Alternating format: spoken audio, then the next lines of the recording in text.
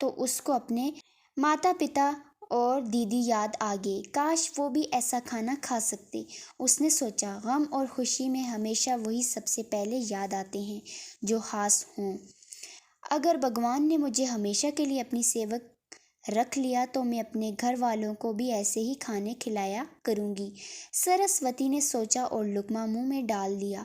खाने से फारिग होने के बाद वो वहीं बैठी किसी के आने का इंतजार करती रही।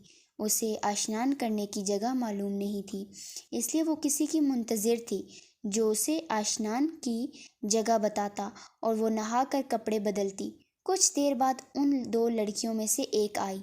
सरस्वती के पूछने पर वो उसे साथ लेकर कमरे से निकल कर और कुछ दूर बने गुसलखाने की तरफ ले गई।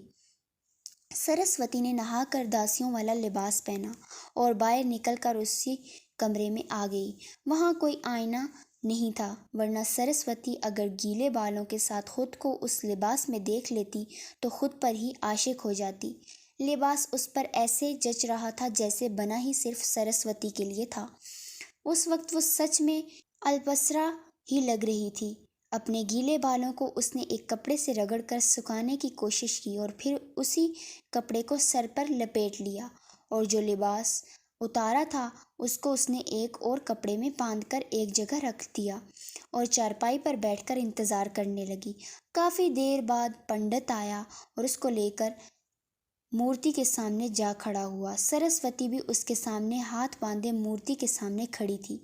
इतने में वही दोनों दासियां गेंदे के फूलों के थाल उठाए खामोशी से आकर उनके दाएं बाएं खड़ी हो गई।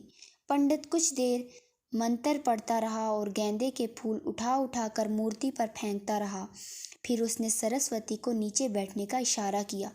सरस्वती घुटनों के बल हाथ जोड़कर मूर्ति के सामने बैठ गई। पंडित मंत्र पढ़ने में मसरूफ था, साथ साथ वो फूल भी फेंकता जा रहा था और वो कभी कभी एक आध फूल सरस्वती पर भी फेंक देता था। आधे पौने घंटे के थका देने वाले अमल के बाद पंडित खामोश हुआ और सरस्वती को मुबारक दी। इसको भगवान ने स्वीकार कर लिया है और आज से वो 13 दिन के लिए भगवान और मंदिर की सेवक है। सरस्वती बहुत खुश थी। सरस्वती जब भी खाना खाने लगती उसे अपने घर वाले जरूर याद आते थे। उनकी महरूमी याद आती थी कि उन्होंने ऐसे खाने कभी नहीं खाए थे। सरस्वती को अपने घर वालों के साथ कोई और भी याद आता था। ये कोई और वो था जिस पर अपने माता पिता के बाद सबसे ज्यादा भरोसा किया जा था। ये उसी गांव और उनकी जात का ही एक हिंदू लड़का शामू था और ये कुछ दिन पहले की बात है जब नज़रों के तबादले में वो दिलों का तबादला हुआ था। ये बात सरस्वती ने किसी को नहीं बताई थी, अपनी सहेली जैसी बहन पार्वती को भी नहीं।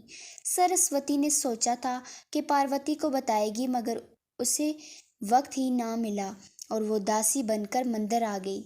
उसने सोचा यहाँ से जाने के बाद वो सारी बात पार्वती को बता देगी। 2 दिन हैरियत से गुजर गए। सरस्वती को कोई काम नहीं था। वो सुबह मंदिर के करीब बागीचे से गेंदे के फूल तोड़ कर लाती और भगवान के चरणों में रख देती। इसके बाद अगरबत्तियां महकाती और पूजा करके अपने कमरे में आ जाती।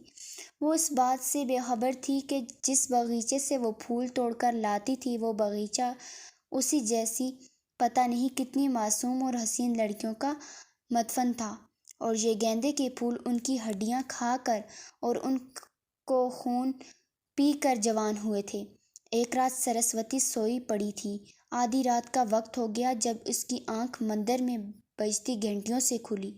घंटियां इतनी तेजी से बज रही थी कि सरस्वती बड़बड़ा कर उठ बैठी। इसके हवास बहाल हुए तो दरवाज़ा खोलकर बाहर झांका। मूर्ति वाले कमरे से पंडित की आवाज़ आ रही थी जो ऊंचा ऊंचा कुछ पढ़ रहा था। शायद पूजा की कोई मंत्र थे। घंटियों की आवाज़ मूर्ति वाले कमरे के अलावा भी और कई जगहों से आ रही थी। यूं लग रहा था जैसे कोई बहुत बड़ा पूजा पाठ किया जा रहा था। कुछ देर तक यही सूरत हाल रही और फिर एकदम खामोशी छा गई। ऐसी खामोशी जो रात के वक्त सिर्फ कब्रिस्तानों या शमशान घाट में ही होती होगी। जाने किस वक्त सरस्वती की आंख लग गई थी। सुबह हसबे मामूल उसने बागीचे से फूल तोड़े और मूर्ति के कदमों में डालकर देर तक उसके सामने हाथ जोड़े पूजा करती रही और फिर अपने कमरे में आ गई। दिन में पंडित उसके कमरे में आया तो सरस्वती ने पूछ लिया कि रात क्या हो रहा था, घंटियां क्यों बजाई जा रही थी। रात भगवान उस सेवक को दर्श देने आए थे। पुजारी ने अपनी तरफ इशारा किया। सरस्वती पंडित की बात सुनकर हैरत ज़दा रह गई थी और उसे अफसोस भी हुआ कि वो भगवान के दर्शन से महरूम रह गई है। उसने अपनी महरूमी का जिक्र पंडित से भी किया।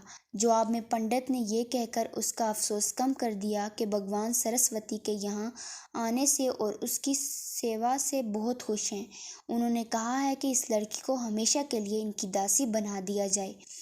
बदले में वो उस लड़की और उसके खानदान का हर कष्ट दूर कर देंगे। सरस्वती को यकीन नहीं आ रहा था कि वो इतनी भाग्यशाली है कि वो भगवान ने खुद उसका पूछा था। वो हैरत और खुशी से पंडित का मुंह देखे जा रही थी और पंडित उसकी नीली आंखों में डूबा जा रहा था। इस बेचारी मासूम लड़की को क्या पता था कि ये शैतान पंडित सफ़ेद झूठ बोल रहा है। भगवान के नाम पर ये मंदिर में रखी मूर्ति में इतनी भी ताकत नहीं थी कि अपने ऊपर बैठी मक्खी भी उड़ा सकती। और